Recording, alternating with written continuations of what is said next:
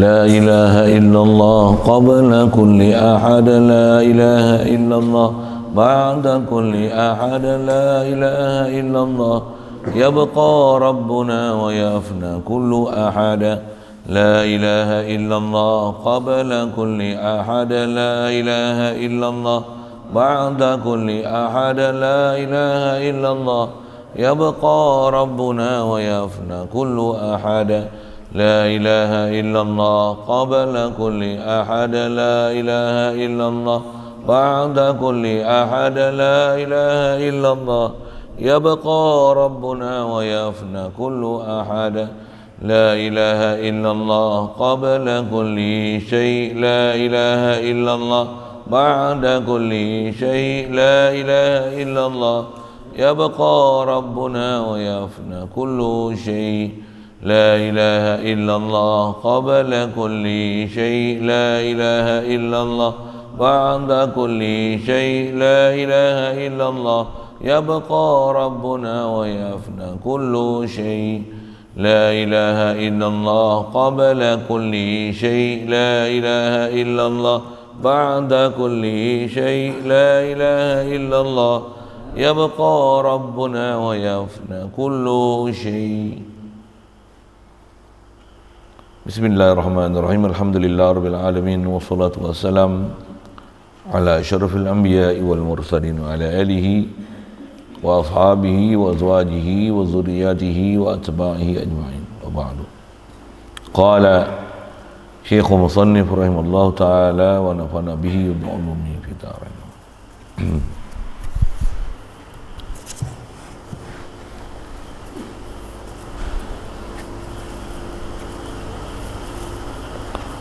Dan iaitu dengan 5 syarat.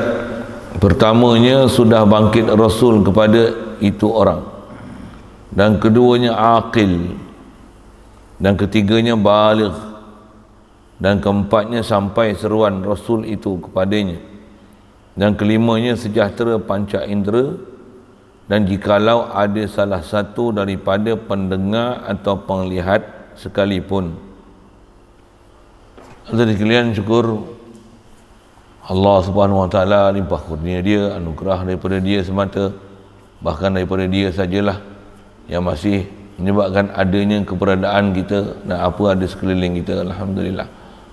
Syukur pula dilahirkan kita daripada mak ayah kita Islam, dapat kita Islam, melayakkan kita jadi sebahagian daripada umat Nabi Muhammad sallallahu alaihi wasallam. Alhamdulillah. Diberi kita pula satu nikmat dengan dimudahkan kita boleh jadi taat, jauhkan kita daripada maksiat, dengan dilahirkan kita daripada mak ayah kita yang Islam dan dihidupkan kita dalam suasana yang membantu untuk boleh berada dalam keadaan demikian. Semua tu limpah kurnia dia. Alhamdulillah. Diberi pula kepada kita kesungguhan, minat, kehalobaan untuk nak terus belajar memahami perjalanan agama. Alhamdulillah. Syukur banyak diberi kita kesedaran terhadap agama, sentiasa haloba untuk agama, dan hidup mati kita untuk agama. Hidup ni untuk kita menzahirkan kehambaan diri kita pada Allah Ta'ala, merasakan dan sedarkan dan mentauhidkan Allah Ta'ala, dia saja ilah yang diberi kepada kesedaran kepada kita, diberi kepada kita sedar dan sentiasa ingat bahawasanya apa yang ada pada kita ni tiada lain melainkan semuanya limpah kurnia daripada dia. Wajib kita sedar kita daripada dia. Hidup ni pun dengan limpah kurnia dia. Tiada lain, balik nanti pun semua balik kepada dia. Alhamdulillah, alhamdulillah, alhamdulillah. Dan iaitu dengan 5 syarat. Sambungan kita dah bicara mengenai mukallaf. Tak dipanggil mukallaf melainkan terhimpun padanya 5 syarat. Dan mukallaf ni ialah mukallaf syar'i, dengan makna ada tuntutan dekat kita untuk melaksanakan apa Allah Ta'ala perintahkan dengan tunjuk ajar Nabi Muhammad SAW, Nabi Rasul akhir zaman. Pertamanya mestilah bangkit Rasul kepada itu orang. Cuma bahasa itu orang tu dia terjemah pada uslub Arab betul kan. Satu bunyi itu orang, kalau ikut bunyi bahasa itu orang tu macam bunyi Tamil punya sikit uslub kan. Itu saya Kuala Lumpur pergi api kereta naik. Bahasa India yang cakap itu. Kuala Lumpur pergi. Dia macam tu bahasa dia. Dia punya aturan mudah pulih tu terbalik. Tuan-tuan tak faham bahasa, tuan-tuan tak faham kenapa jadi gitu. Macam kita sebut telur ayam. Bahasa Inggeris ayam telur. Bahasa Inggeris cakap macam mana? Egg hen ke? Hen egg. Hen egg. Ayam telur lah. Bukan telur ayam. Boleh faham? Tak faham juga tu. Masya Allah. Bahasa. Satu baca kitab ni, tawah kita baca ragam kitab ni, kena belajar ragam bahasa. Macam tu kan? Satu mengaji pondok ni antaranya belajar memahami ragam-ragam bahasa, khasnya bahasa Arab. Kalau kita ngaji kita Arab, cuma kita baca macam ni baca kitab Jawi je lah. Baca dekat orang awam baca Arab boleh juga, cuma nganggarnya banyak lagi kan. Tapi yang duduk pondok kena mengaji Arab tu supaya boleh hadam tu. Ada yang perjalanan yang memang kita kena hadam tu satu hal. Tapi kalau nisbah nak rujuk kitab, nak tengok kitab, nak faham isi kitab, nak seronok kitab, nak boleh ada hubungan dengan pengarang kitab, ada sentuhan hati sanubari kita dengan pengarang kitab, macam mana? Tak dapat tidak mesti faham bahasa tu. Kalau kita faham bahasa dia, macam saya cakap ni, kalau orang Indonesia dengar, dia kan boleh faham semua. Saya tengok ada yang komen-komen tu, dia kata saya suka mendengar carahan ustaz ni. Sebab saya cerita komen tu lah kan. Tapi malangnya saya hanya boleh faham 40%. Alangkah bagusnya. Saya bunyi Indo sikit lah, saya Indo ni komen tu kan. Sekiranya ada orang Malaysia yang boleh menterjemahkan ke dalam bahasa Indonesia agar mudah dipaham sepenuhnya ke dalam bahasa Indonesia. Kalau tak faham ni, bahasa orang putih dengar cakap saya, bukan dia faham. Dia buka saya cakap ni, dia tutup je.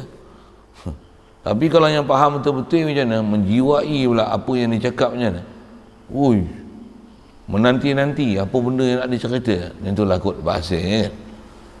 Saya dulu pun mengaji, bila ada memang kita mengaji dengan guru, kita faham uslub guru, kita pula dah lama mengaji dengan dia, kita memang menunggu-nunggu daripada dia. Satu, bahkan ada benda yang bila dia sebut, kita dah tahu lah lagi dia sebut apa. Mesti dia cakap macam ni. Mesti dia cakap macam ni. Ada benda kita dah hadam lah. Kita dia cakap yang macam ni, kita tahu sekali dia mesti syarah macam ni. Seingat saya kita disyarah macam ni. Tengok dia syarah macam lain pula. Syarah macam lain pula. Oh, ada lagi syarah macam ni. Dulu dengar syarah kedua dah. Pertama, syarah kedua makna macam ni. Oh, pernah kali ketiga pula. Ini baru ni. Tak bisa dengar dia syarah macam ni. Oh, kita menanti-nanti kat dia. Ada benda yang kita nanti, benda baru. Ada benda yang kita tengok di pemantapan apa yang telah kita dapat lama. Mengaji ni macam tu proses. Tambah tuk guru kita, saya mengaji dulu pengalaman tu, ada tuk guru ni, dia istilah banyak benda dalam khazanah dia. Bila dia buat keluar macam mana, satu ketika dia sebut macam ni, satu ketika dia sebut macam ni, satu ketika dia sebut macam ni. Ush. Tambah pula dia pula kaki telaah buka kitab. Tambah dia suka sebut. Malam tadi aku jumpa Syekh Alusi katanya. Saya ngaji tu malam ngaji Ghazali dengan Datuk tu macam tu kan. Sema dengan Syekh Alusi. Mula-mula saya dengar dia cakap bahasa itu tu. Masya Alusi. Tapi bila kita tahu maksud dia cakap tu, pengarang kitab, nak sembang dengan siapa? Seorang-seorang. Dia buka kitab, dia buka. Seronok dia tu, enjoyment dia dengan dia buka kitab. Dah umur pun dah tua, kan ada siapa nak sembang, telinga pun tak apa dengar. Aku sembang dengan Emma, Hela katanya. Opah isteri dia tu, kami duk panggil opah. Dia bahasakan apa? Dia panggil opah. Opah mikir kata dia, opah kamu kata dia, pun dengan aku pun bukan kamu nak sembang, telinga aku berat katanya. Telinga dia tak apa nak dengar kan. Isteri cakap tengkin nak bagi suara suami dengar. Isteri yang jenis jaga adab ni, dia bukan nak sangat nak bercakap gitu tau. Boleh faham saya cakap apa? Dia nak cakap dengan suami tu tak gamak tu. Bila dengan cakap dengan nada suara gitu, takut dia over limit. Kami pun nak cakap dengan Tok Guru kadang nak, bila ditanya tu kita jawab tu dah ditanya, kena jawab kena tinggi suara sikit pasal baru boleh dia dengar, telinga dia berat sikit kan. Allahumma salli alaihi wasallam. Saya nak cerita apa ni, nak kata bila tak ada orang dia sembang dengan ulama, buka kitab tengok, buka kitab tengok, buka kitab tengok, pagi bangun awal pada kita lagi. Kadang-kadang kita bangun tu pasal dengar dia baca Quran di rumah dia dengan saya duduk pondok tu asram, masa tu duduk masak apa dia pondok, tapi bila tidur dia masuk dia asrama. Apa saya nak sebut, jarak rumah tak jauh mana, lebih kurang 20 meter 30 meter lah daripada ni dekat sangat kan, 10 meter tak sampai 30 meter pada rumah. Kita bangun tu pasal dengar dia baca Quran.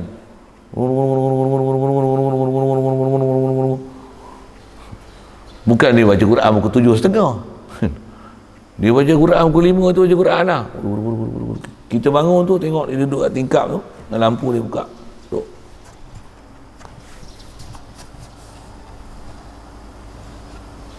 Masya-Allah. Saya nak cerita apa? Saya nak cerita bahasa. Satu bila kita faham ragam bahasa, tambah pula kita tahu usulub kitab. Baca kitab ni antara benda yang paling seronok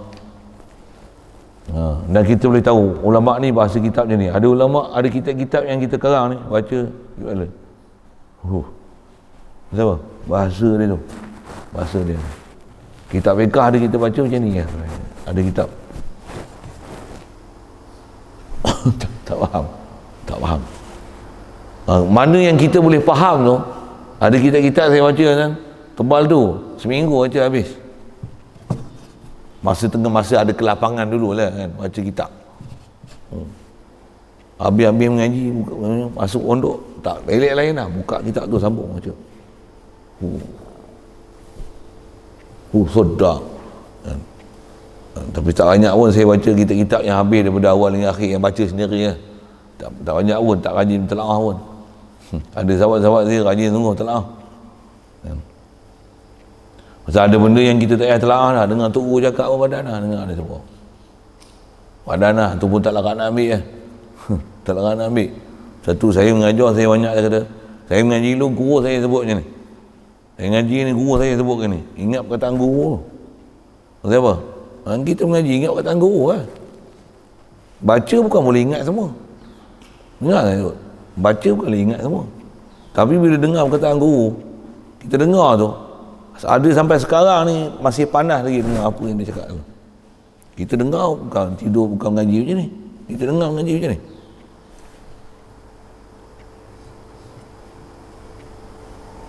Boleh tak?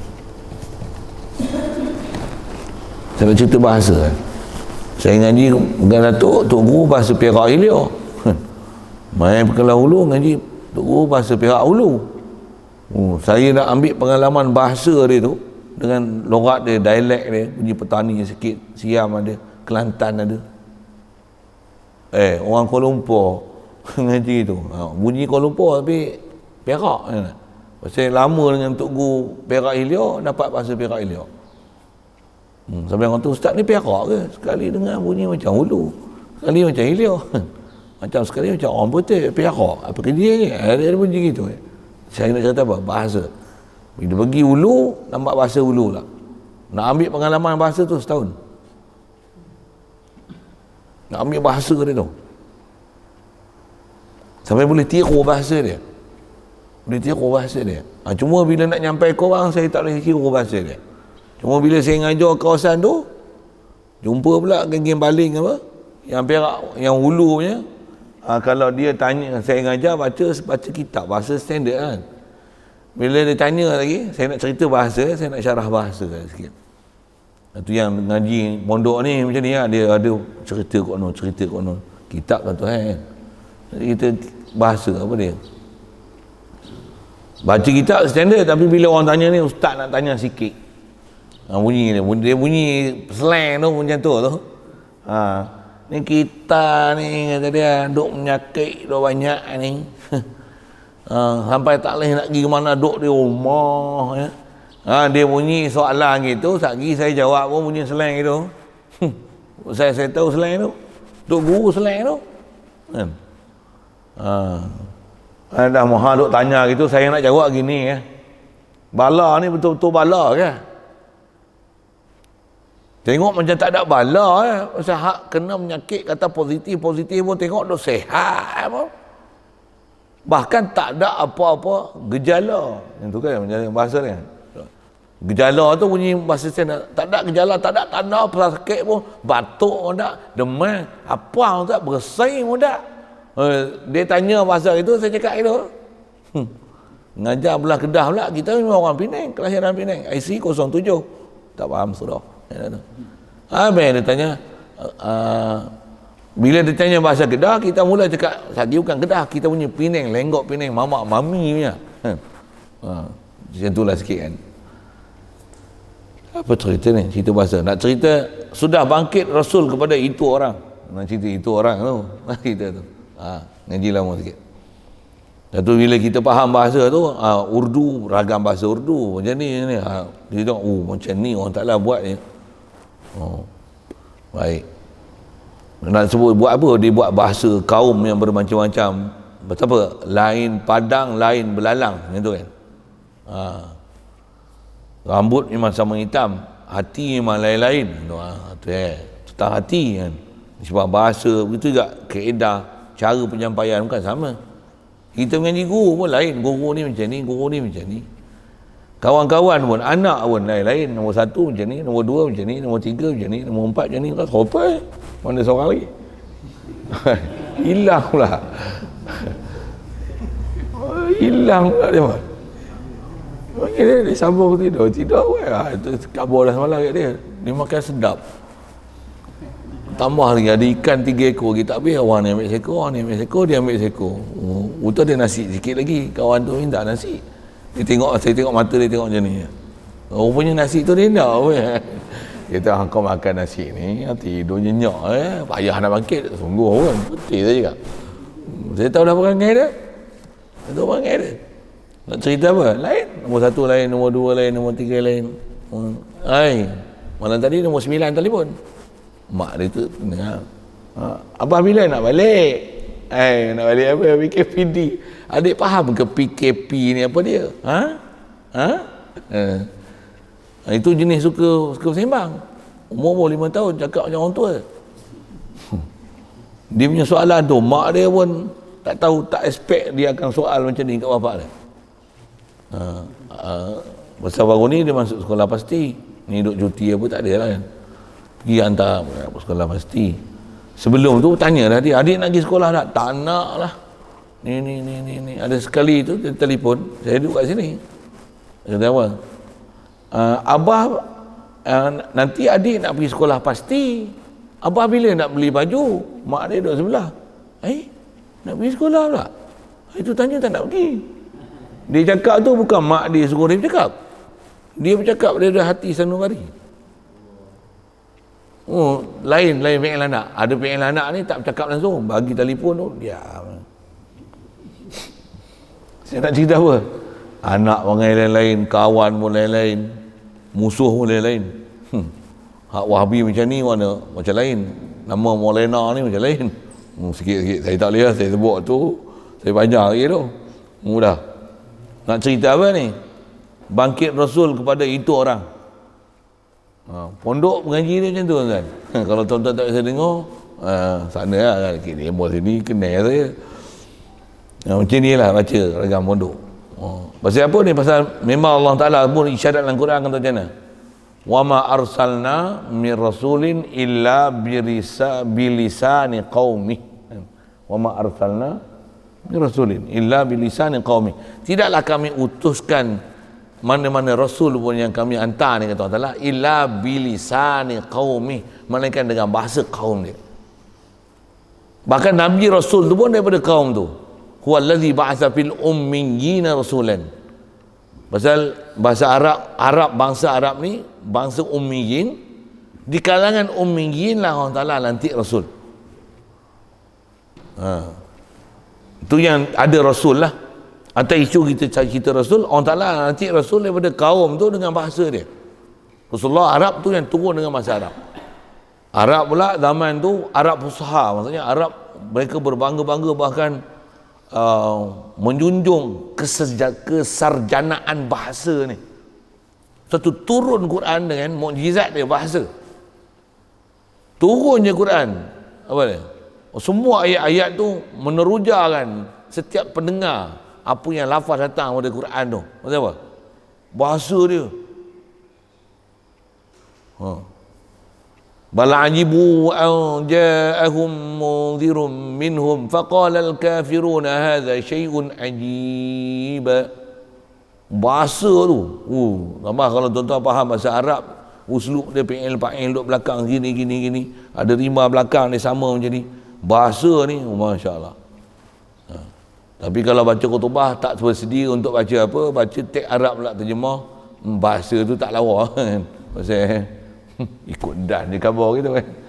Kalau memang dah bersiap, tambah seminggu sebelum nak bercakap, dah susun apa yang nak diucap, lain. Ini bulan terjun, adab awak pun tengok macam mana tak ingat ke gerhana pun tak tengok betul-betul waktu apa. Dia ingat macam malam ke apa ke, dan dia tengok kita tak ada, dia rupanya maghrib dah kan. Khabar-khabar kata maghrib ni dah. Allah, teks pun tak tengok, apa pun tak tengok. Habis sembahyang maghrib baru pergi tengok teks untuk baca, bahasa tak tersusun lah. Ada orang tak faham, dengar saya khabar apa kan, kenapa saya khabar itu kan. Apa cerita tu?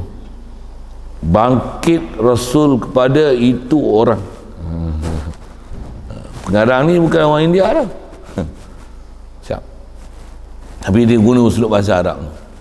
Jadi isu kita atas cerita mukallaf ni, mestilah untuk nama mukallaf ni Rasul. Kita ni ada Rasul untuk kita. Cuma Rasul kita bukan Rasul Melayu, Rasul Arab.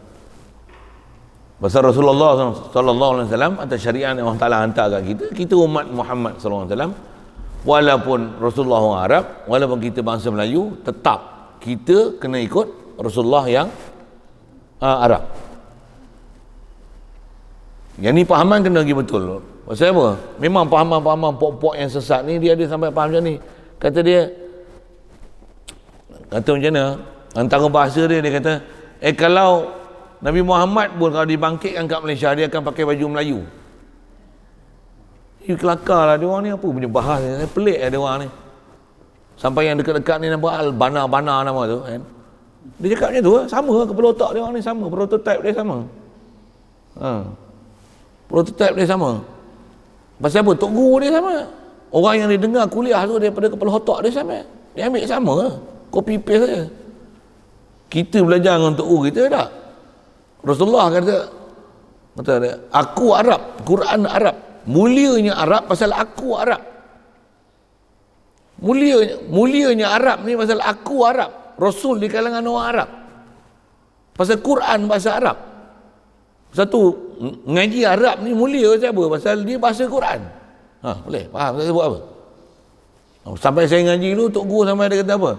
Ngaji bahasa Inggeris bahasa neraka katanya. Pasal orang Inggeris ni banyak yang Kristian, banyak yang kafir. Satu ngaji bahasa Inggeris bahasa neraka. Itu bahasa, apa maksud dia?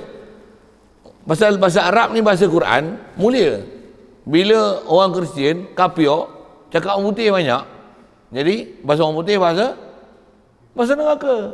Faham saya buat apa? Saya bukan nak cerita bahasa tu, saya nak cerita perkaitan antara bahasa Inggeris ni bahasa kafir. Bahasa kafir. Tu bahasa Arab ni bahasa Quran. Pasal apa?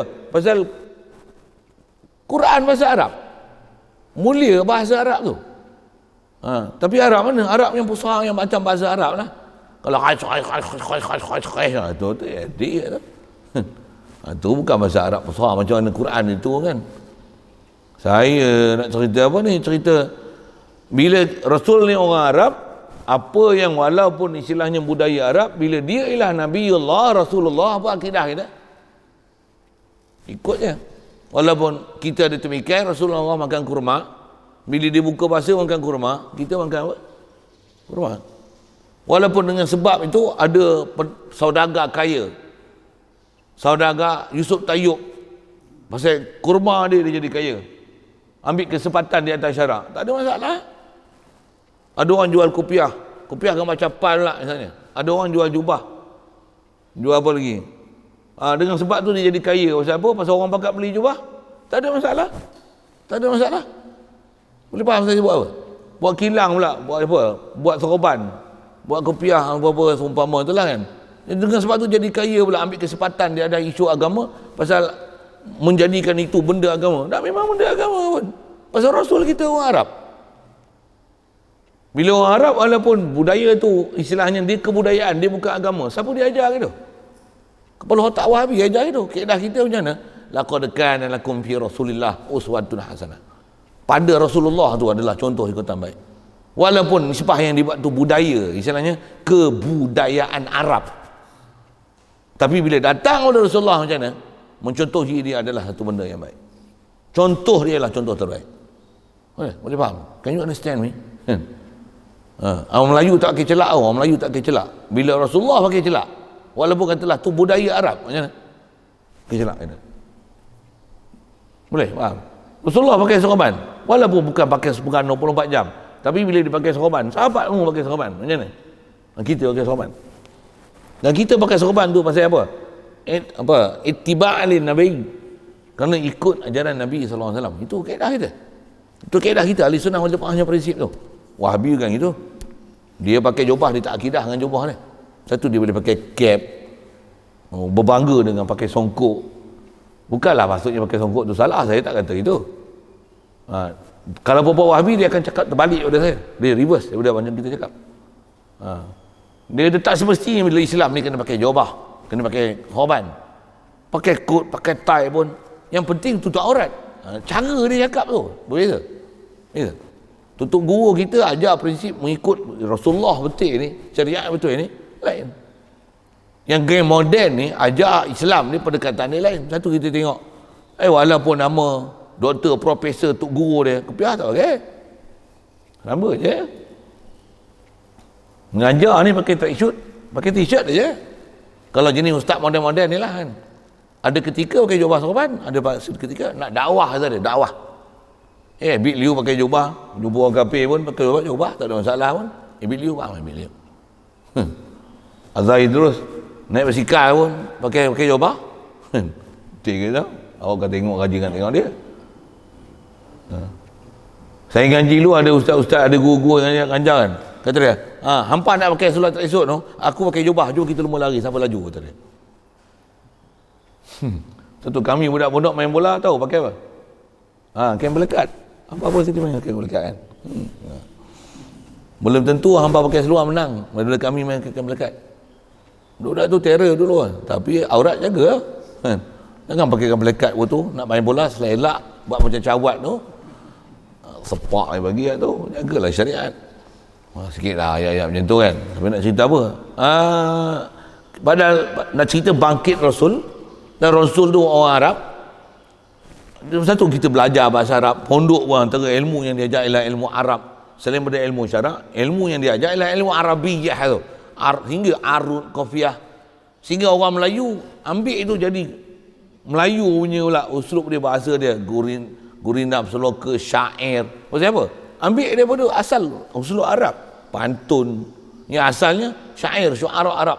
Ada 16 bahar macam ni, rentak macam ni, uslub macam ni, rimah bahasa macam ni. Ambil itu, translate kan dia dalam Melayu, gunakan tu untuk diarabkan Melayu tu. Bahkan berapa banyak proses asimilasi bahasa, yang bahasa Melayu ni banyak bahasa Arab, sampai tak kurang 2000 patah perkataan kita cakap harian ni bahasa Arab. Junolah pandai bahasa Arab? Pandai bahasa Arab? Pandai. 2000 kurang-kurang ada dalam kepala. Solat saya dengar, solat, zakat, nisab, niat, haji, umrah, mikot, mikot, zaman tahu zaman, makan, bukan makan ni, Makan tasbih, tahu tasbih? Tasbih. Masjid tahu? Masjid.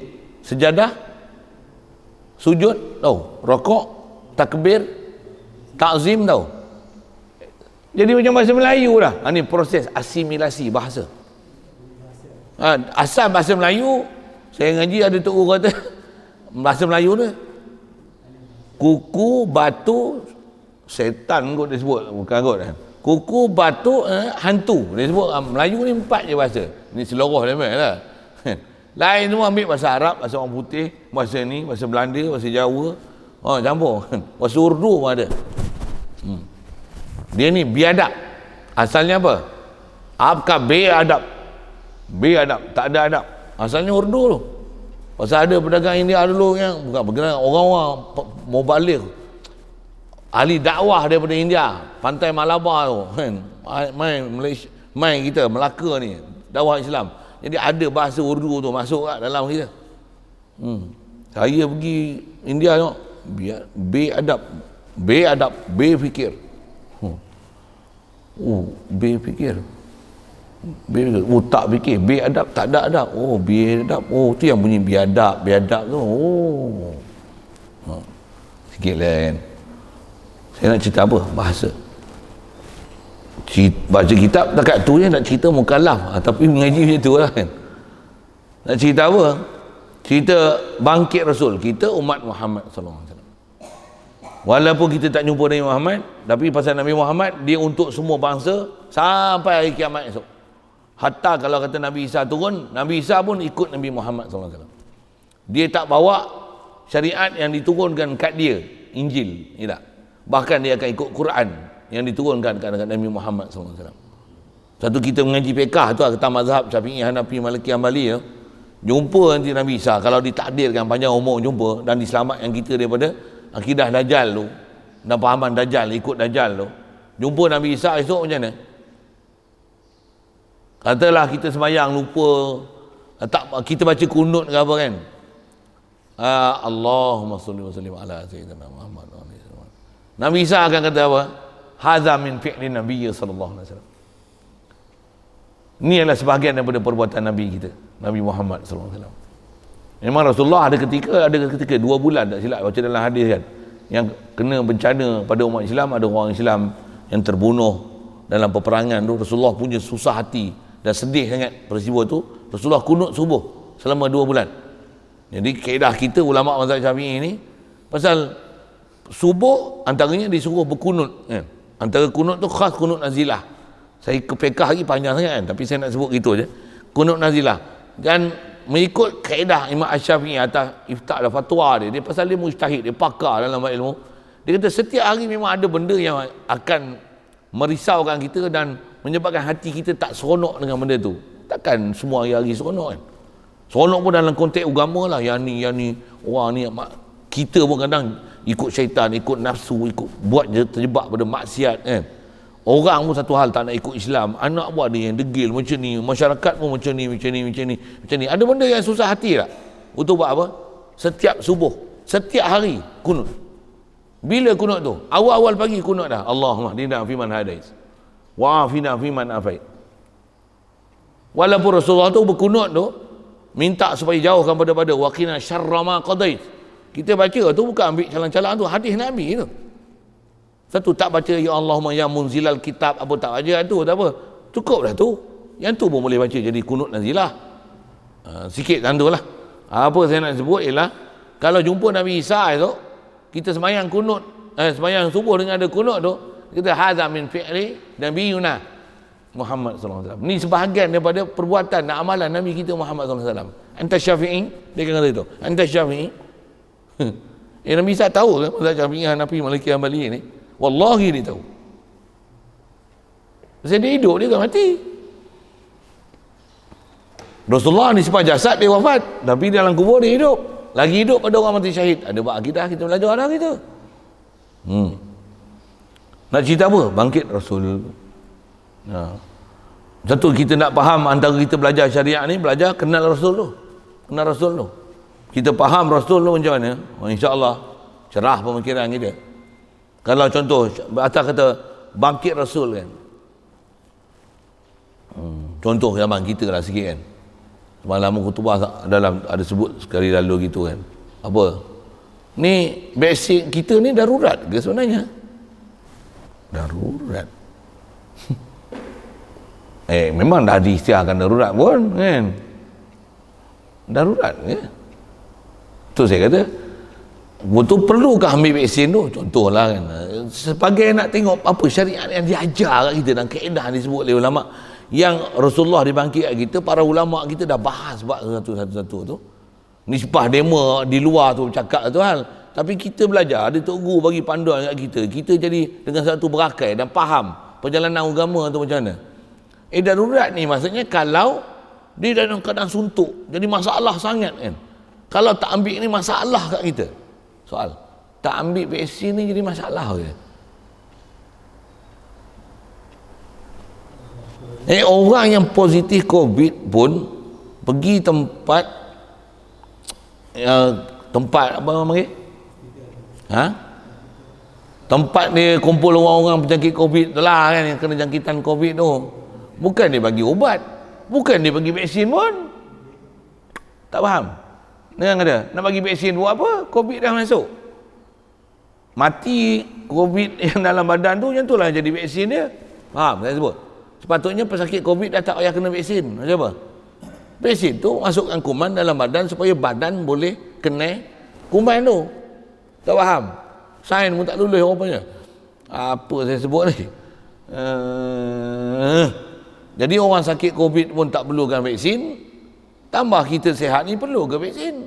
Bahkan orang yang duduk tempat sakit tu pun tak dicucuk vaksin, bahkan makan tidur. Baik. Darurat ke ambil vaksin?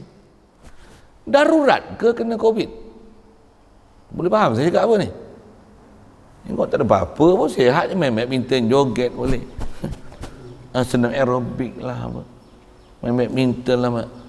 Main bola tak boleh pasal tempat tertutup apa kan. Air makan lagi ramai, lagi crowd daripada masjid, lagi crowd daripada mall. Kalau di tempat ramai-ramai tu lah. Kalau tempat tu ada 3 orang 4 orang tak crowd lah kan. Tapi ada tempat yang beribu-ribu, tandas pun kadang ada berapa je keluar masuk macam tu tandas. Nak makan sedap-sedap, makan banyak, keluar masuk tandas itu lah. Tempat kuarantin orang COVID selagi sesak daripada yang kita duduk di rumah tu pun keluar je rumah, masuk yang PKPD itulah kan. Darurat ke?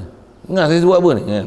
Tengok tu benda duduk keliling. Asal saya nak ajar bangkit Rasul, dia ajar syariat kat kita tu, apa dia tu yang Tok Guru kita ajar tu.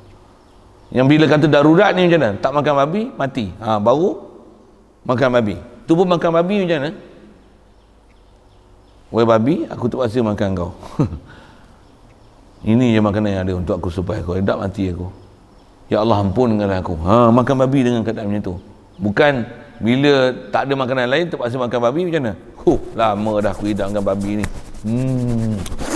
Macam tu. Satu kalau vaksin ni terpaksa ambil vaksin macam mana? Vaksin tu pula babi. Contohlah kan. Macam mana?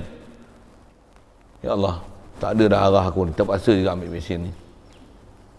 Ambil tu bukan seronok, bukan saya nak daftar vaksin babi, contoh lah, vaksin babi ni babi punya orang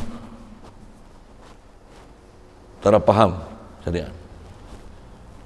Sikitlah bahasa-bahasa itu saya nak cerita darurat tu. Itu yang kita dibangkitkan Rasul, kena faham syariat Rasul. Nisbah kita beriman dia Rasul tu satu hal, bab iman dengan Rasul kena belajar.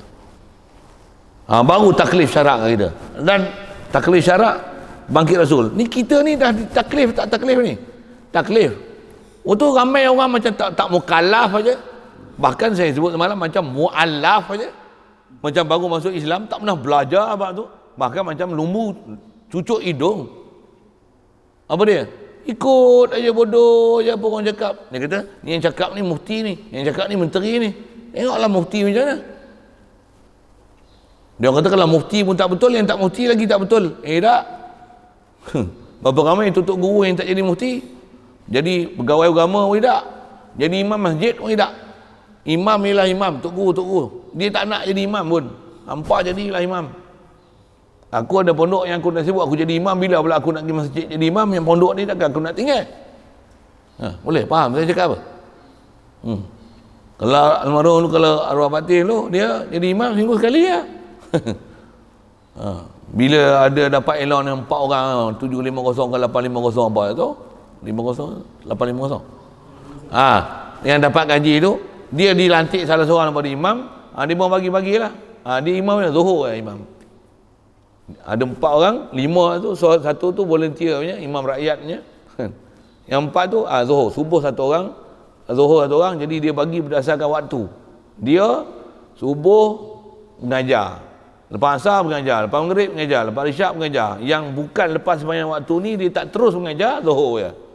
Pasal lepas Zuhur dia tak mengajar terus, dia mengajar pukul 3 lagi. Zuhur dia jadi imam.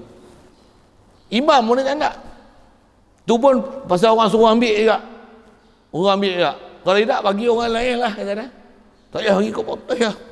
Tak ada kata dia nak pergi sembahyang cik. Kat Melesah ni. Siapa dia nak jadi imam? Duk jadi imam di sana. Kata kera di hutan, disusulkan anak mati kelaparan. Macam ngajar lah dia, bukan ngajar luar. Ngajar pondok ya. Itu yang saya dah duduk pondok ni, payah nak ngajar luar. Ni tak mula lagi, nak tak boleh luar pun satu kan. Tengok gaya tu, kalau memang main ni, saya tak duduk luar, tak pergi luar lah. Duduk pondok lah. Takkan nak susukan kera-kera di hutan tu. Anak ni lah kita susu bagi gemuk. Maksudnya apa? Yang ni lah nak jadi benih. Saya ngaji Tok Guru sebut itu. Ni nak jadi pandai ni. Ni lah nak keluar pula. Kalau ni sebab pokok kelapa, dia keluar pokok kelapa lain. Kita belajar pokok pisang itu kan. Ni lah nak jadi pokok pisang, tumbuh pokok pisang, keluar buah pisang, keluar anak pisang pula. Kalau ngajar orang ramai tu, kita ngajar 10 tahun dah. Saya mula mengajar kat luar tu daripada tahun 2006. 2006 tu. Punya lama dah tu. Tak ada seorang pun jadi yang boleh jadi ustaz dengan sebab kita ngajar. Kalau duduk pondok 14 tahun kalau ngajar pondok agak macam mana? 3 tahun pun boleh jadi ustaz dah tu. Tengok dia ngaji macam mana lah kan. 3 tahun tu 3 bulan tak lagi, 3 jam 3 kuliah lagi Ada orang kuliah 3 kali ya. Jadi ustaz tu sikit tu menyambil tu. Macam mana boleh cerita semua tu? Cerita bab Rasul. Kita ni umat Muhammad sallallahu alaihi wasallam. Jadi walaupun dia Arab ke apa kan, kita ni macam mana? Memang kita dah dapat Islam, kita memang umat Nabi Muhammad satu hal. Untuk tak pergi belajar, salah kita tak pergi belajar. Itu pun kita sebut dah. Wajib usuli jaga Islam ni dah.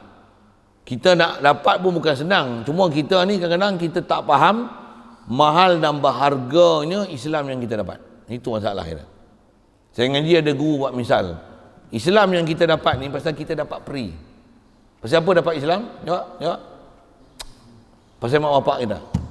Dan kalau katalah, saya tengok kita pandai baca Quran, kita pandai baca kitab, kita hafal kitab fiqh, katalah gitu kan.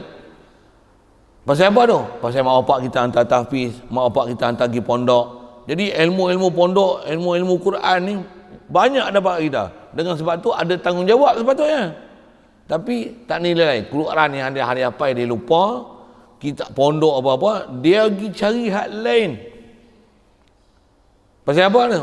Pasal yang dia dapat tu free. Bukan dia cari, dia dihantar. Satu dia tak rasa apa dia dapat tu menilai. Orang yang beranak-beranak Quran tak kerti baca, jawi tak kerti, semayang tak kerti, habis-habis jumpa macam Abid Leo tu, jumpa gelandangan apa, macam mana? Ajak semayang, jom kita semayang, Allah sayang kita.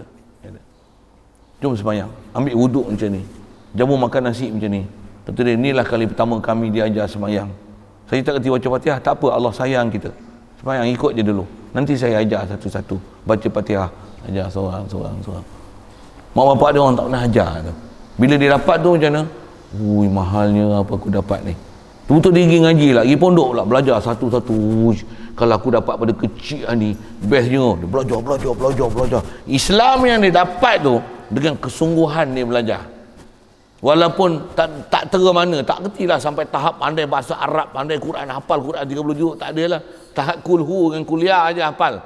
Tapi bersungguh-sungguh, lidah pun keras lah nak baca. Tapi dia rasa mahal yang dia cari. Pasal apa? Pasal dia bersungguh-sungguh cari. dan dulu dia tak dapat. Kita takut Islam kita macam ni. Bila dapat tu kita sia-siakan. Saya ngaji dulu ada guru buat misal macam ni. Apa dia? Orang kaya, anak orang kaya, bapak dia mati, ada kereta Ferrari 10 biji. Yang ni anak orang miskin, apa dia? Tak ada apa pun harta benda bapak dia tinggal melainkan RM50. Tak ada apa-apa kenderaan. Dia motong getah lah, apa sawit lah, motong mesin rumput. Dalam masa 10 tahun kumpul duit tabung, belilah sebuah basikal mountain bike bawah pila gitu kan. Macam agak-agak anak yang dapat daripada bapak dia Ferrari 10 biji ni dengan anak yang bapak dia mati tak ada duit apa pun, RM50 je di atas pesaka, dihimpun beli basikal mountain bike 10 tahun dengan duit tabungan dia. Siapa yang akan jaga basikal tu? Siapa yang akan jaga harta tu?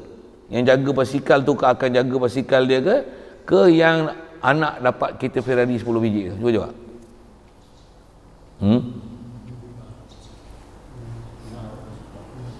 Pasal apa dia jaga basikal elok? Dia masuk lumpur je, dia punya basuh lah. Bagaimana? 10 tahun ni nak beli ni. Dia takkan bubuh tengah panas lempar gitu je, bukan naik tinggal gitu. Tak ada. Pasal apa? Bukan senang ni nak dapat ni. Nak kumpul duit, nak motong getah dengan hujan, dengan babi bawa lari lagi, mak ganja bawa lari lagi, dulu nak simpanan tabung ni, harga getah turun lagi. Bukan senang nak beli ni. Yang Ferrari tu macam mana? Start engine memang tidak, buruk gitu je, habis-habis tolak kat klaim botol je. Pasal apa? Orang saya lah kalau nak beli kereta Ferrari sebiji tu, mati hidup balik 4 kali belum tentu boleh beli kereta Ferrari tu. Mati hidup balik, mati hidup balik, mati hidup balik, tak boleh beli kereta Ferrari. Saya nak cerita apa? Ni 10 kereta Ferrari macam mana? Rosak jahanam itu kan. Pasal apa? Benda berharga yang dia dapat percuma. Dia tak ada nilai. Tu bangun sedar-sedar dah hafal Quran. Pasal hantar madrasah macam mana? Belum tentu apa Quran yang dia hafal tu dia rasa value. Yang kita ni nak hafal tabarakah tu 3 tahun nak bagi habis tu. Faman ya'tikum bima imma'in 3 tahun start baru satu surah. Macam mana? Tak tinggal setiap malam baca tabarakah. Tabarakalladzi biyadihil mulku wa huwa ala. Lelah semput, lelah pun sama. Kulli syai'in qadir. Astagfirullah. Siapa astagfirullah? Ya Allah ampunkan aku nafas pendek ya Allah. Dah tua nak mapuh pun nak mengaji. Ni pun 3 tahun baru hafal surah Al-Muluk. Yang hafal 30 juzuk ni macam mana? Sampai lupa Quran. Saya biasa jumpa kan, memang dia hafal Quran, bukan saja lupa, jadi makgian ganja. Dia hantar anak dia tu pergi pondok satu, saya tahu, hantar pergi pondok. Mula tak tahu pun siapa budak ni, bapak dia main hantar. Dia tengok ada masalah lah. Dia duduk pondok, orang makgian ni dia cari makgian juga, dia jumpa pula tu. Duduk lebih kurang setahun gitu, terpaksa keluar apa ada masalah lah, memang istilahnya tak boleh selesaikan. Bila hari nak keluar tu, jumpa saya dulu, hari buat pelajar saya pegang kan, belajar dulu. Jumpa bapak dia. Dia cerita, Ustaz, anak saya ni dulu, saya hantar dia mengaji macam ni. Hafiz Quran tu Ustaz, 30 juzuk. Ui, tu ke? Saya pun tak tahu. Saya pun bukan, masa tu tak ada nak kenal seorang-seorang kan. Tapi saya sedih lah, kata dia. Maksud apa? Dia tak ada nilai, kata dia. Al-Quran yang dapat kat dia tak ada. Saya hantar dia main pergi mengaji sana, dia tak nak habis-habis terjebak macam ni. Hantar pondok pun tengok tak boleh nak baik lah. Allah, padahal kat dia tu ada benda yang sangat berharga. Dia tak tahu harga diri dia. Pasal apa? Dapat peri. Dia takut tu kan, dia dapat peri. Tentu kita dah dapat Islam peri kan, ada wirid lepas sembahyang, doa kan. Ada orang tak suka tu, dia bid'ah hanya habis. Tak salah, hati-hati lah. Dia rasa dia bid'ah orang tu, itulah agama, padahal itu hancurkan agama dia dan rosakkan agama. Yang ulama dulu nak suruh bagi baca Yasin setiap malam Jumaat tu punya senang tu, senang je lah ni, tak ada hadis. Yasin. Nak baca surah Kahfi, dia awak tak baca surah Kahfi. Kalau baca Yasin bagus tak kan? Walaupun kata tak ada hadis, baca Quran bagus tak? Setidak-tidaknya malam Jumaat baca agaklah Yasin sekali. Bukan saja baca, sampai takat hafal. Innama amru idza arada syai'an, duduk di mulut saya ni bukan pasal hafal pun, daripada kecil tu kan. Ittabi'u man la yas'alukum ajra, betul tak? Kita bukan hafal pun, duduk biasa dengar malam Jumaat. Selawat ni sallallahu ala Muhammad, daripada kecil tu beranak-beranak dengar lah tu. Main bawa ni bid'ah tu. Ya. Pasal dia tak tahu nilai. Yang ulama dulu punya susah payah tu, nak bagi kita boleh duk ajar usolli, salatul khusuf, salatul khusufil qamar jami'an rahimakumullah. Dia ajar dah kan. Salatul mayatul hadir rahimakumullah. Dia ajar benda-benda tu. Kita kadang tak belajar pun benda-benda tu, tapi bisa dengar dulu kecil-kecil pun benda dia orang nak jampi ni. Salatul tarawih syuruna rakatan jami'atan rahimakumullah. Salatul la ilaha illallah, la ilaha illallah wahdahu la syarikalah, misalnya kan. Apa benda kena belajar lah, apa benda, kenapa, mengapa disebut tu, ajaran dia apa benda tu. Waris lama tapi kita tak tahu nilai. Kena bid'ah sikit kita pun malas pula. Bid'ah. Betul. Ayang terus Allahu Akbar. Kita tak faham perjalanan agama. Ulama dulu punya susah payah nak asuh kita tu. Sampai dia kata apa? Bakar kita jauhi ni. Oh, kaya.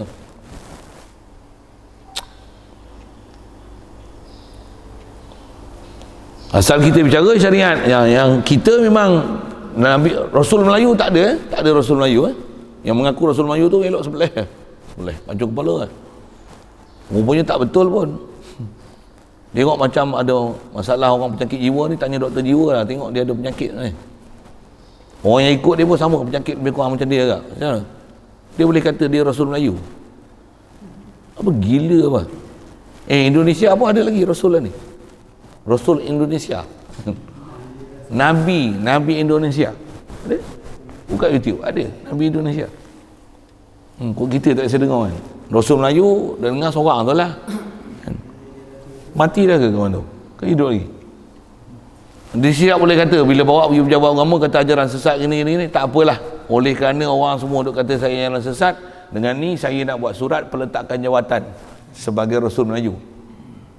Nak gila babi gila mana bapak ni. Maksudnya dia ni sakit mental kot. Adalah penyakit tu, ada penyakit otak apa benda, silap wayar. Tapi saja-saja nak mengaku Rasul ni sepatutnya bukan dia lah.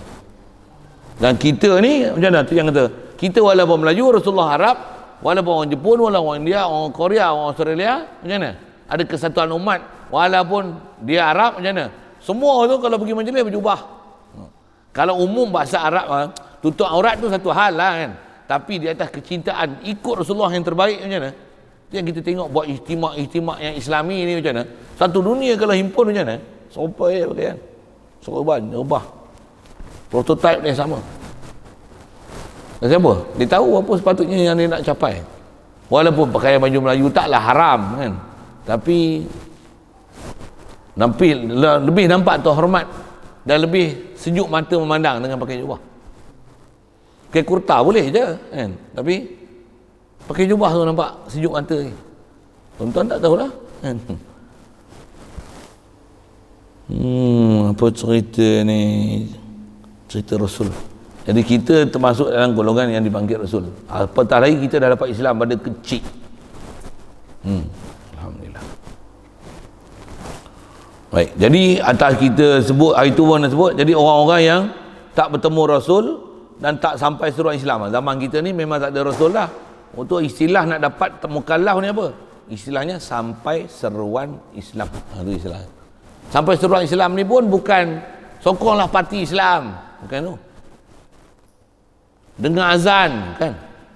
Ada orang khas datang ajar la ilaha illallah. Bagi tahu Tuhan kita ialah Allah. Awak Islam? Tidak. Saya nak ajar awak Islam. Tuhan kamu nama apa? Tak tahu. Saya nak ajar awak Islam. Lebih kurang macam uslub Abid Liu buat lah kan. Walaupun jumpa orang Islam je pun. Mana? Allah sayang kita. Tak ada orang pernah kenalkan dia Allah. Dan Allah sayang dia. Cuma dibawa datang uslub Allah sayang kita. Tapi jaga, Allah juga murka kita. Pasal kita dah Islam tapi kita tak tahu nilai Islam yang kita dapat, kita tak pergi cari Islam, kita cari selain daripada Islam dan tak pernah kita bangun untuk pergi cari Islam. Allah juga murka kita. Saya punya uslub, saya berbuat tu sikit kan. Uslub Abid Liu, Allah sayang kita, Allah sayang kita. Terlalu mensifatkan Ar-Rahman Ar-Rahim pada Allah Ta'ala tu bahasa sayang kan. Kena faham, Allah juga Al-Jabbar, Allah juga Muntaqim, Allah juga Syadidul Iqab. Sifat Allah Ta'ala juga. Jangan hanya tengok sebelah pihak. Nisbah orang yang tak pernah, yang putus asa dengan Allah Ta'ala, padam dengan saat bahasa Muntaqim, Jabbar, Syadidul Iqab daripada Allah Ta'ala ni, memang sifat Allah Ta'ala. Timbul kan Allah penyayang. Allah Ta'ala walaupun dosa kamu ibarat macam tinggi menggunung sampai ke langit, tapi lautan kemaafan Allah Ta'ala macam lautan tak bertepi. Bahasa kan. Macam tu kan.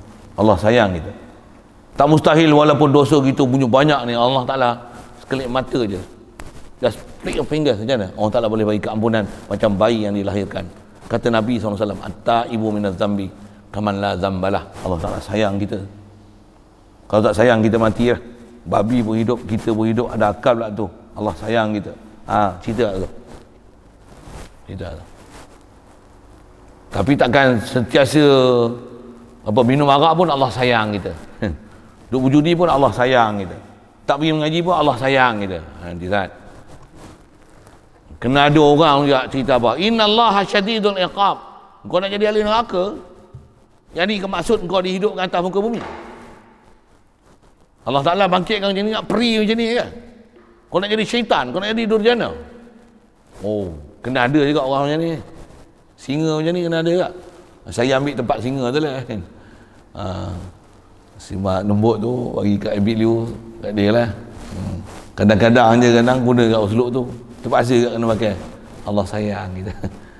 Saya budak-budak saya pasal Abid Liu pun baru kan dalam dunia dakwah itu. Dia orang kenal saya ni memang ada perangai macam ni lah, macam ni perangai saya. Bila saya tengok budak-budak ni saya cakap kat dia orang, yang mana malam-malam pergi sekolah apa, yang kena hambat apa tu, yang kena berambat lagi sekolah, duduk sekolah harap bagus dah, duduk pondok bagus dah, ada yang malas hadir juga, kena berambat lagi sekolah, kena berambat punya naik mengaji. Tengok orang pergi mengaji pun bukan bersungguh-sungguh, tidur lah. Mana pergi dekat dia, Allah sayang kita. Gelak dia orang. Gelak dia orang. Ustaz dia lain style ni. Kalau tidak saya bangun pergi, itu saya punya style tu. Bawa air tu, air pancut tu, tak bawa senapan air tu je, nempam tu hidup bau minyak wangi, bukan bau air longkang ni tak. Pasal wangi ni dia akan menyebabkan akal kita jadi cergas kan. Man zada man tabarihu zada aqluhu. Saya tolong spray minyak wangi, air bau minyak wangi. Pernah satu ketika mengajar saya sampai macam tu. Lah ni tak pergi tempat sebelah, di tengah tidur mana. Hai, kuatnya tahajud ni, Allah sayang kita. Senyum sengih. Tapi itulah duk sengih tu kan. Duk tidur apa tu ya. Dia kena bagi kat belakang rigak tu. Sikitlah. Nak cerita apa ni, ikut Rasul. Masalah kita kerendah apa, nak sebut mukallaf tu. Kata kita mukallaf. Walaupun kita ni dari Islam, bodoh apa benda pun tak kerti, kita mukallaf. Itu umat Nabi Muhammad. Pasal Islam tu kita dah dapat. Tengok IC Islam je, kalau bodoh macam mana pergi ngaji. Itu yang ulama sebut, dia taklif. Tak sebut kita ni mukallaf. Apa dia? Kalau mak ayah kita tak hantar kita mengaji pun macam mana? Kita kena pergi ngaji. Kita kena pergi mengaji. Jangan salahkan, jangan blame our parents kan. Ni mak bapak aku tak ajar, tak bawa aku pergi sekolah agama dulu lah ni. Tak hantar aku sekolah tapi dulu lah ni, menyebab aku bodoh macam ni. Takkan nak doakan kejahatan pada dia. Dia pun tak tahu apa, satu hal. Yang kita yang kecil ni apa? Sudahlah tu, doakan untuk mereka. Rabbi pilih wali daya. Tapi kat kita macam mana dah kita faham, pergi belajar. Itulah. Kalau tak faham, tanya. Kalau kat sini tak ada, pindah. Carilah tempat-tempat yang boleh mengaji. Dengan tu ramai yang tanya tu, Ustaz, ada tak tempat kosong? Tempat kosong ada. Bangunan tak ada. Kalau ada belanja buat sendiri sila, tak apa boleh bagi. Tu atas tu, ni tak apa tu, banyak akhir tu. Ada yang baru nak buat, ada apa, macam-macam lah. Kita pun baru je nak sebut pergi mengaji tu. Mudah-mudahan Allah mudahkan semua urusan kita, khasnya untuk pergi ke agama tu. Pasal kita mukallaf dan kita sedar kita mukallaf tu. Baik. Dan keduanya, untuk jadi mukallaf ni akil, berakal. Dia akan sebut sebaliknya nanti. Dan ketiganya baligh. Kanak-kanak memang tak mukallaf lagi, tapi umur 7 tahun dah disuruh ajar dengan jalan Islam. Bahkan semayang 5 waktu sepatutnya 7 tahun pun dah sempurna lah. Fatihah ada, rukun semayang, syarat. Itu yang penting. Mak bapak ni ada ilmu yang sempurna, anak dia nanti akan membesar dengan pengetahuan yang sempurna. Nak transfer kepada anak dengan kesempurnaan apa yang ada pada mak bapak ni, translatekan dalam kehidupan keluarga yang dah sempurna pahaman dia. Adab, akhlak, tingkah laku. Tu pun bukan semua juga boleh anak absorb. Tak boleh. Tak semua. Ada benda kita ajar, tengok lama-lama dia tak jadi dah. Kecil-kecil kerana lekat kepiah. Nak pergi mana ke kepiah? Main tua, kawan punya pasal, hilang kepiah. Terbang kepiah. Depan kita ke kepiah. Jalan dengan kawan-kawan sikit, hilang kepiah. Selfie apa, ambil gambar, tak ada kepiah. Kecil dulu, hui, nak keluar je, kepiah nak, tak ada kepiah. Nangis, minta kepiah. Dulu nak naik motor, tak ada kepiah, menangis.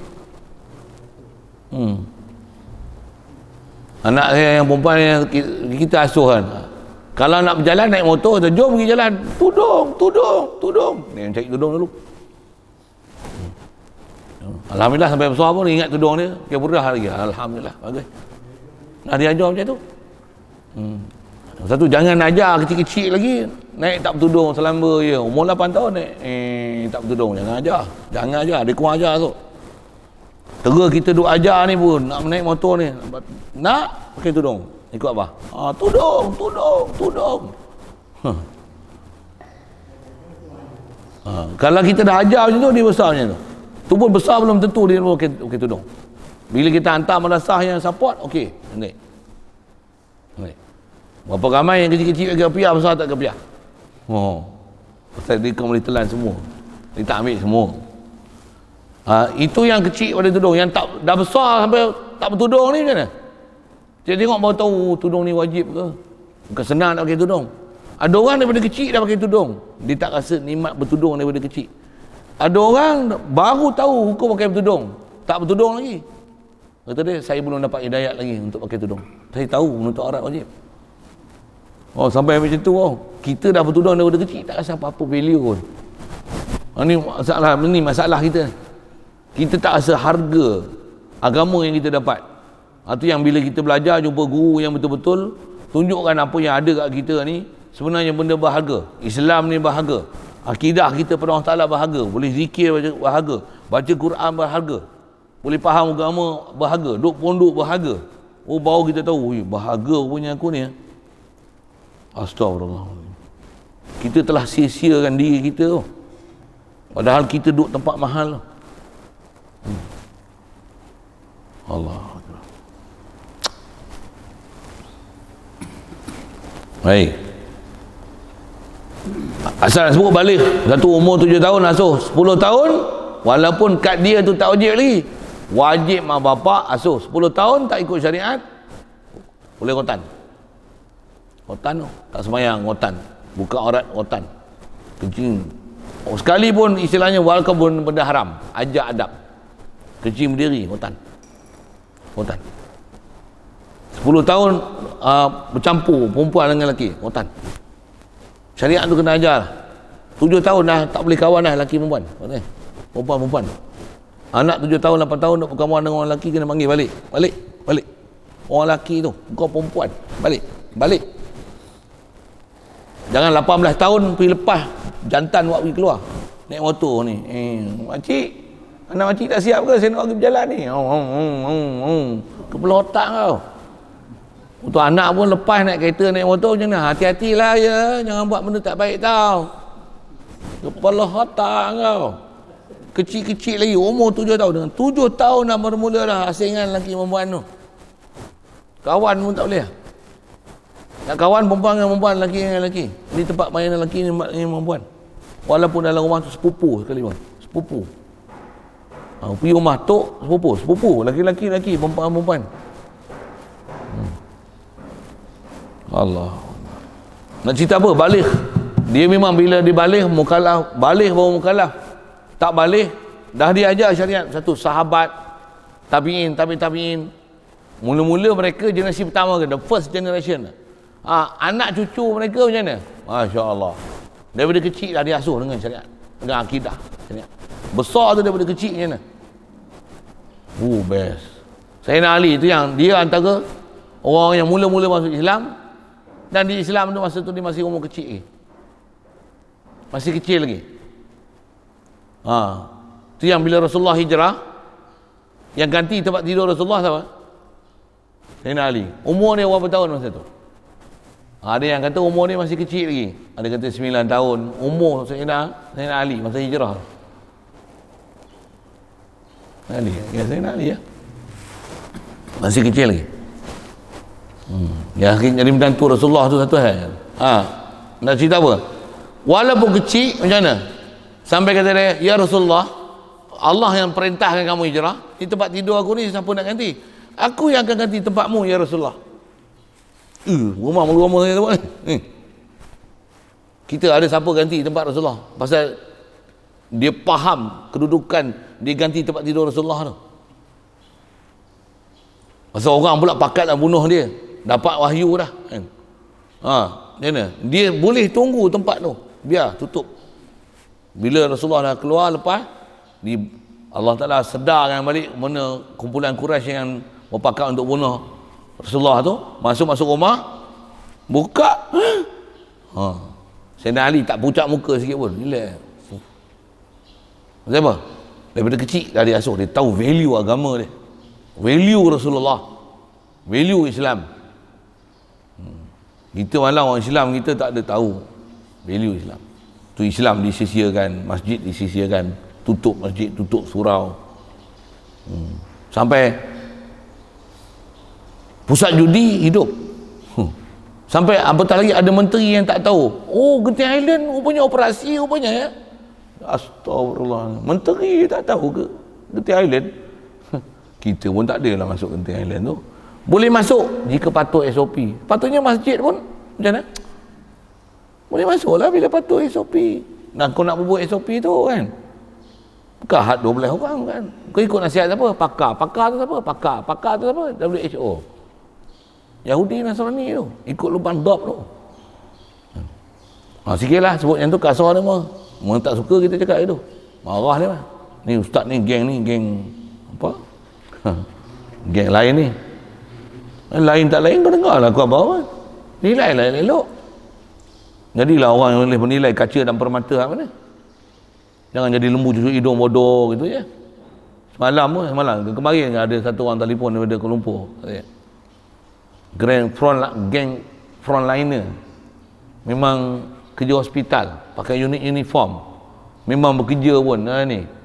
Kan frontliner kena suntik vaksin kan. Mana? Dia kata kami ni, saya ni ustaz sebahagian daripada kumpulan yang berpaling tadah. Saya muskil ke dah apa? Paling tadah tak mana? Paling tadah tu maksudnya saya tak nak vaksin kan? Saya suka ustaz. Siapa? Saya kita lah vaksin. Orang frontliner pun tak nak vaksin. Pasal dia tahu vaksin ni apa. Entah apa-apa ke dah. Kami pun tak nak. Tapi kami dipaksa. Saya tak nak ustaz. Sampai sekarang tak nak. Bahkan kenalan-kenalan saya ni ada yang pilot, ada yang datang sini pun. Pilot ada. 2 orang itu yang pilot kan. Dia pun mengaji, dia ada guru dia. Sampai guru dia kata apa? Kalau kau Sampai diancam macam ni, kalau kau nak terus jadi pilot, kau kena cucuk vaksin baru jadi pilot, pasal kau frontliner nak terbang pergi sana luar negara macam ni. Kalau disuruh ambil juga, kau berhenti kerja jadi pilot.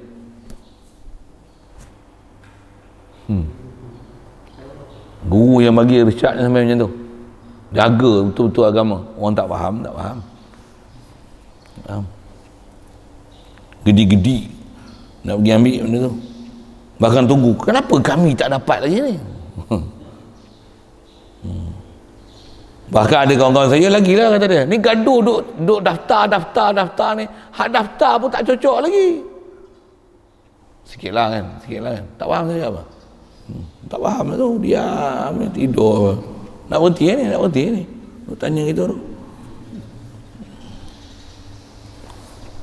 Dan seterusnya saya nak sebut tu balik kan. Tak balik lagi kanak-kanak, apa tanggungjawab tu yang wali bagi kanak-kanak. Dia bila wali ni dia penjaga, dia kena jaga anak-anak dia supaya betul. Satu, inilah kerja wali, penjaga tu kan. Wali tu bahasa tu memang penjaga lah. Ibu bapa nak penjaga.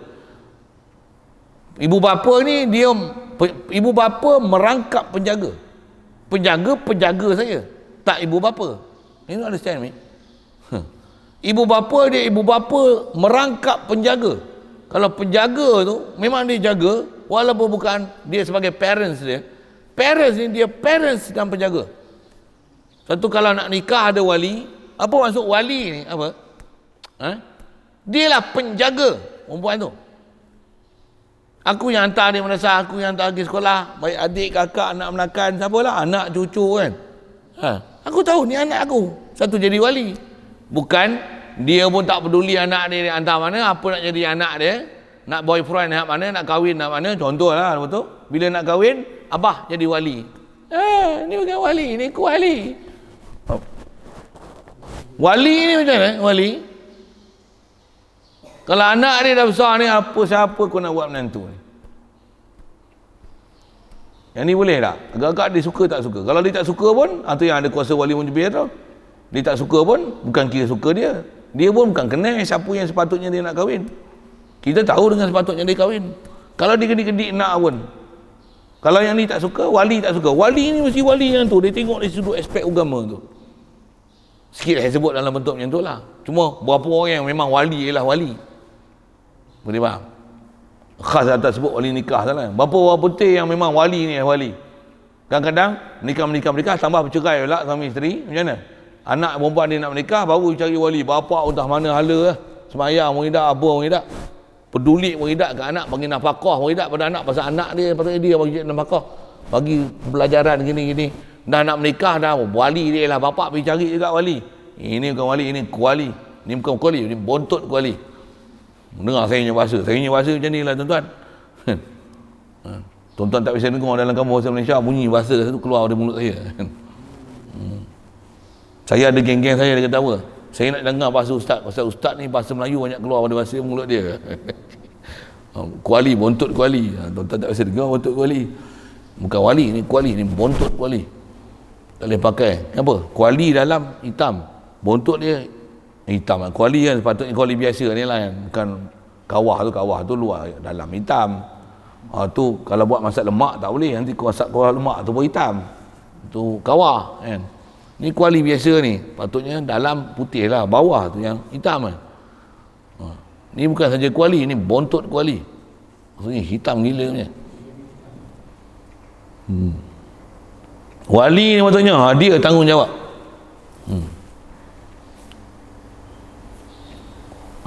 Bila kanak-kanak dia tak balik, siapa yang kena menentukan dia? Jadi bila tak balik baru ada taklif. Tu bila dia tak balik sekalipun, umur 7 tahun 10 tahun tu sepadan dia. 7 dah mula suruh, 10 ni rotan, boleh rotan dah. Siapa ke tu kan? Wali. Walaupun kanak-kanak tu kat dia tu tak mukallaf. Jadi ada adab, ada akhlak yang dah diasuh seawal sebelum balik. Satu saya punya pengalaman bila balik ni, siapa yang kalau saya ngajar budak-budak mondok selalu saya tanya itu. Siapa yang kat rumah pernah kena rotan tak semayang? Sebelum tu kena tanya macam-macam soalan lah. Siapa kat rumah semayang tak semayang? Mai pondok baru sembahyang. Kalau ada 30 tu yang angkat di rumah sembahyang, kat pondok pun sembahyang, yang kat rumah memang sembahyang. Kalau tak sembahyang kena pukul. Memang sikit lah yang kena pukul tu. Siapa yang kat rumah tak sembahyang, mai pondok baru sembahyang. Kalau ada 30 tu, 25 angkat tangan. Kadang 28, kadang semua angkat tangan. Kat rumah tak sembahyang, mai pondok baru sembahyang. Kata, apa maksud dia? Sorry, kasar sikit bahasa. Mak bapak dia agak macam mana?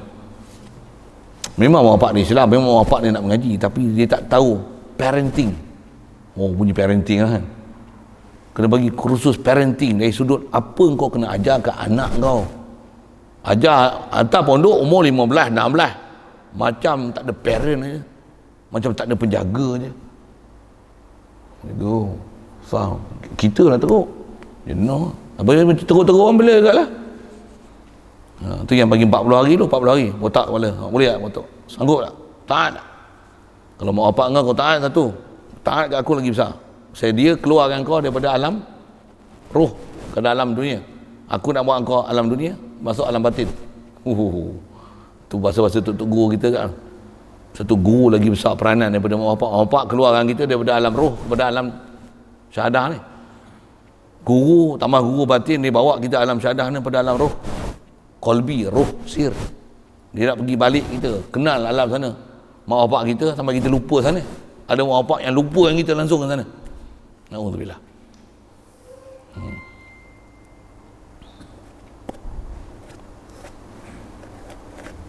Jadi disebab kat kita ni sampai seruan. Jadi berisu-isu sampai seruan pun ada, kita dah bicara, ke depan memang dia akan sebut lagi insya-Allah.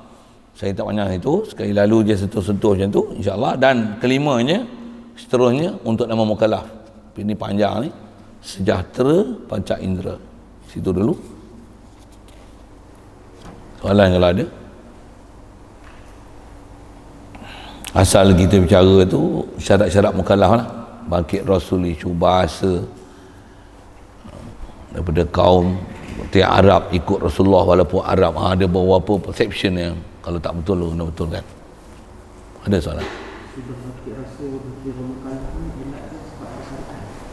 Selepas bangkit Rasul sebab ada syariat. Maksud tujuan nak kata tu macam mana? Yang kata apabila bangkit Rasul baru jadi mukallaf ni. Maksudnya kalau macam bangsa Arab, katalah kita Melayu, kalau tak ada Nabi Muhammad kita tak mukallaf. Pasal Nabi Isa untuk Bani Israel aja. Itu kan. Jadi untuk kita jadi mukallaf ni, untuk datangkan Nabi Muhammad untuk seluruh bangsa, seluruh kaum, seluruh tempat sampai kiamat. Jadi elat untuk kita ni jadi mukallaf, ada Rasul satu dan Rasul pula untuk semua kaum sampai hari kiamat. Syarat kedua pula sampai suruh Islam tu. Jadi syarat bangkit Rasul tu khasnya kalau kita zaman ni, yang umat dulu tak cerita pun satu hari dah kan. Kat kita ni semua umat yang ada zaman lani ni ataknya adalah umat Nabi Muhammad SAW. Cuma kau terima tak terima suruh Islam tu. Di atas Rasul dah ada Rasul. Semua makhluk dalam dunia ni, jin dan manusia, adalah istilahnya kena ikut Rasul. Dan Rasul tu tak ada Rasul lain yang dia kena ikut. Itulah Nabi Muhammad SAW. Tak boleh ikut Nabi Rasul lain. Ikut Nabi Muhammad. Di atas kata bangkit Rasul, semua umat dalam dunia ni dah dibangkitkan Rasul. Dan Rasul tu Muhammad SAW. Itu syarat kedua sampai seruan. Kita dah lebih dari tu. Beranak-beranak dah Islam. Itu kot maksud cerita tu. Jadi bila ada Rasul ni ada syariat. ya. Sebab ada Rasul tu datang ada syariat baru kita.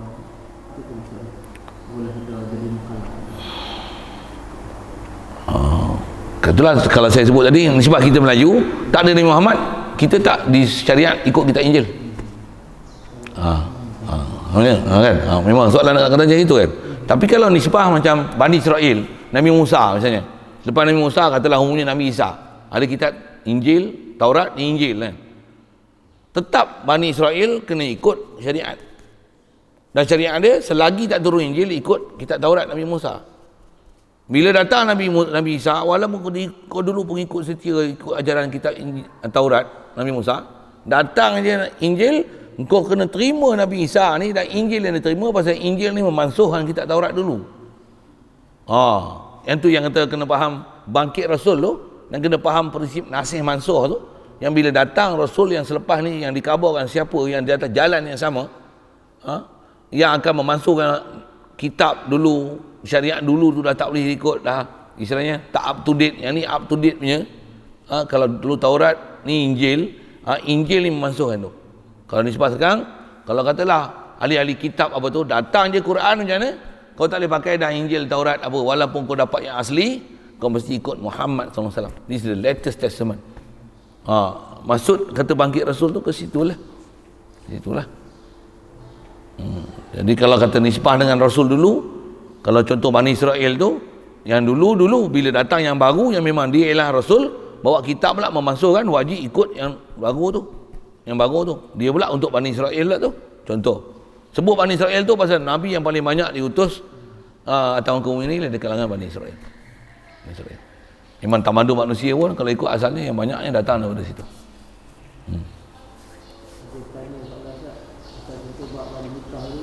Apa dia? Soalan dia bila mana seorang isteri itu berzina, seorang dah bertobat dan dia dapat anak perempuan hasil berzina tu, bila anak dah besar nak nikah, adakah perlu diberitahu dalam berzina atau diamkan saja kerana untuk menjaga air?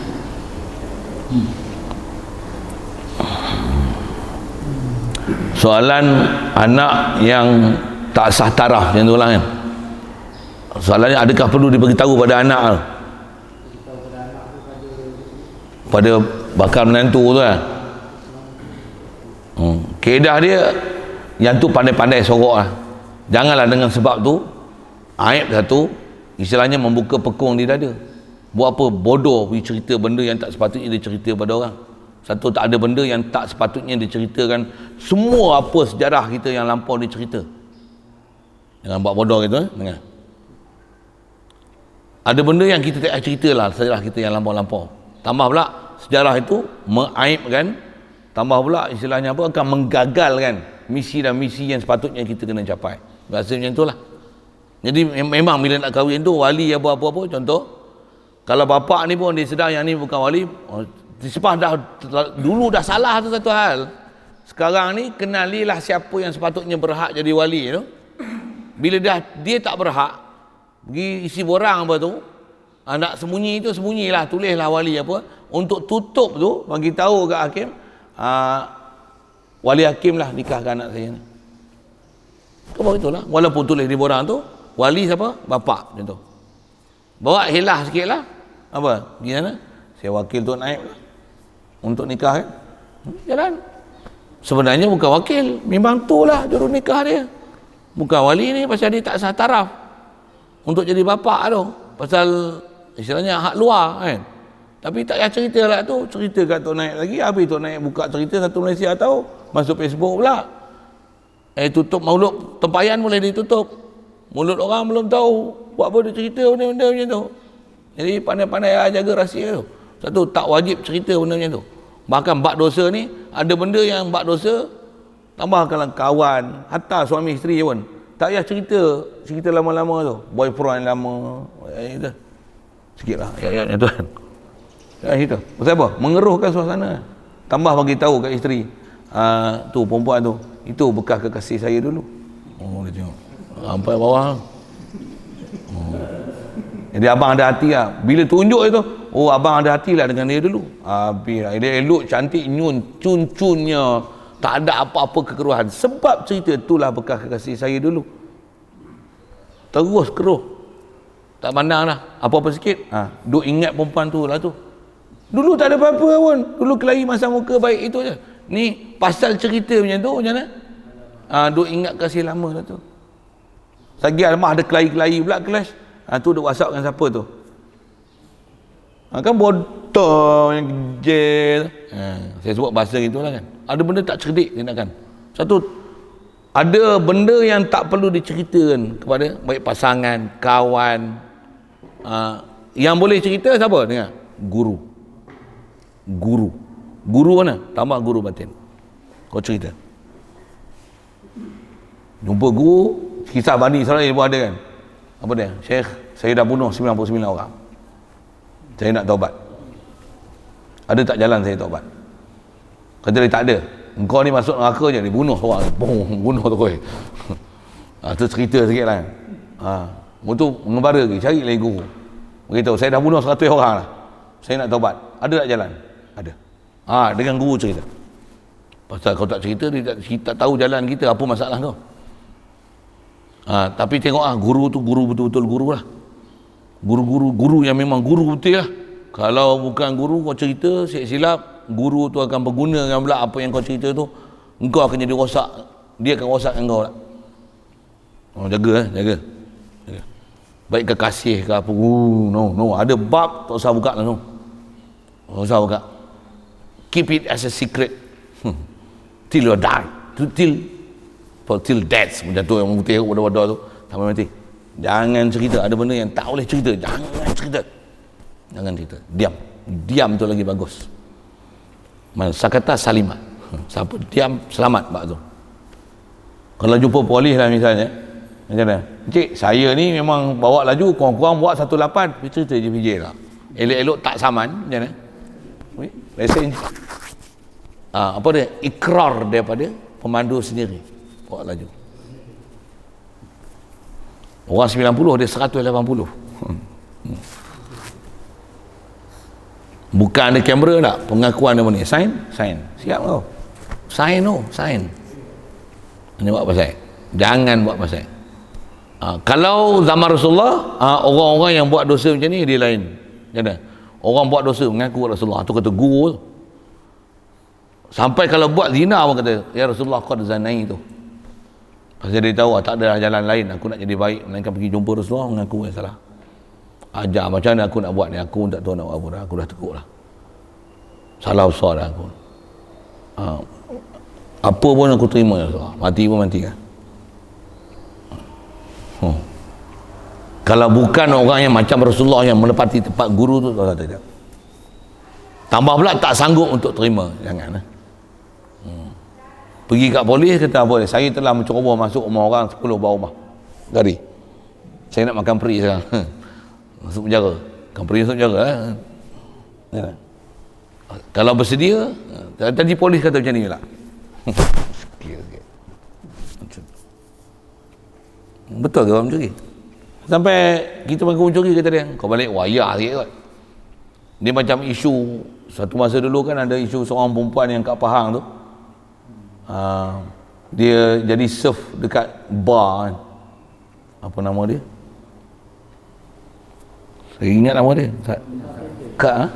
Kartina. Orang Saruk, bukan Saruk. Jalan lama Kati tu. Kartina Dewi Soekarno nama dia. Ingat aku dia nama. Karai. Orang Karai, kamu Karai tak? Saya kenal lah pasal Tokek Kuala tu orang Karai. Saya tahu lah. Cerita apa ni? Bila dia kena tahan tu, saya kata dia mengaku bersalah, minum arak apa-apa tu. Lepas tu kata dia, saya disebat 40 kali sebatan. Tak ada undang-undang Malaysia, peruntukan undang-undang tu tak ada, sampai terpaksa bersidang, bahkan kena panggil doktor pula. Perempuan ni gila kot. Sekarang macam ni, pelik dia. Mulai faham kan? Maksudnya orang yang betul-betul nak insaf macam mana, dengan undang-undang yang ada tak boleh menginsafkan dia. Bahkan kita lah Perak, pasal orang tua Perak kan, mufti yang ada kita harus sana lah. Tukar tu pasal peruntukan undang-undang tak ada. Satu Malaysia tak ada undang-undang untuk sebat tu. Dia nak sebat, aku nak ni kak, biar aku sebat di dunia, akhirat esok aku lepas dah dosa arak ni.